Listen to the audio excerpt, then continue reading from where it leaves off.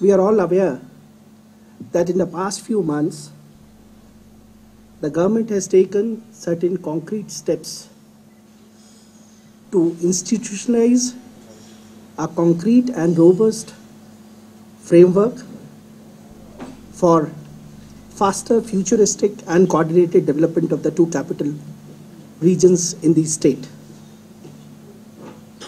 We have created two metropolitan region development authorities and two mass rapid transport corporations.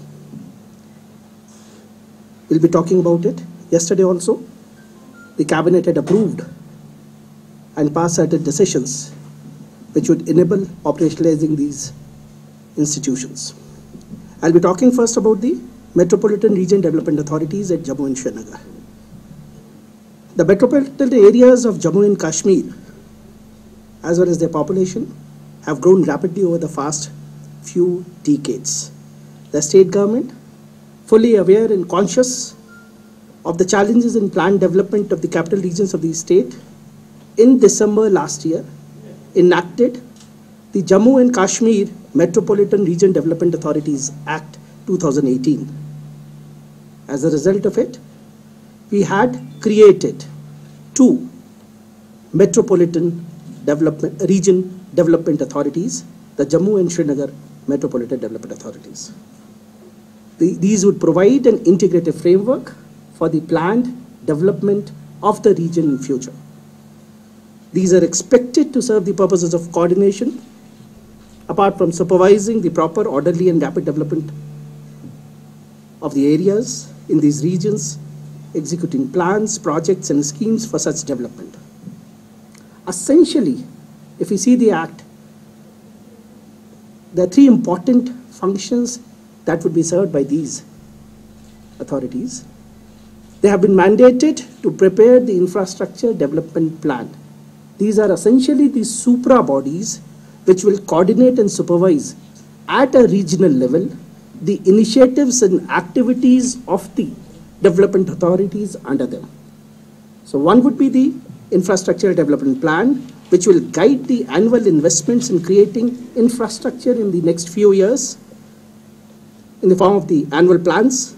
The thrust of the annual plans would be to reduce the gaps and the deficit in infrastructure, be it road, water supply, sewerage, stormwater drainage, public transportation, including light rails, e-buses and other services.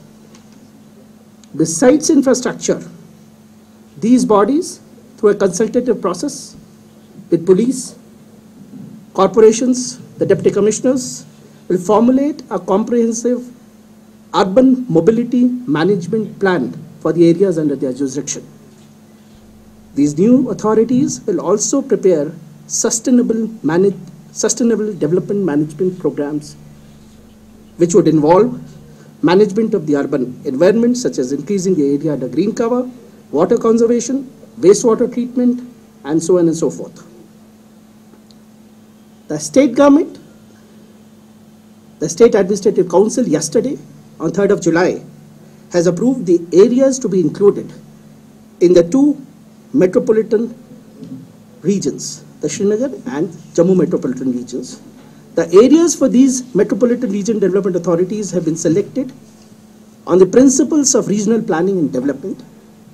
This included the economic interdependence of the mother city, whether Jammu or Srinagar, with the adjoining area, the city region, mobility and geographical contiguity.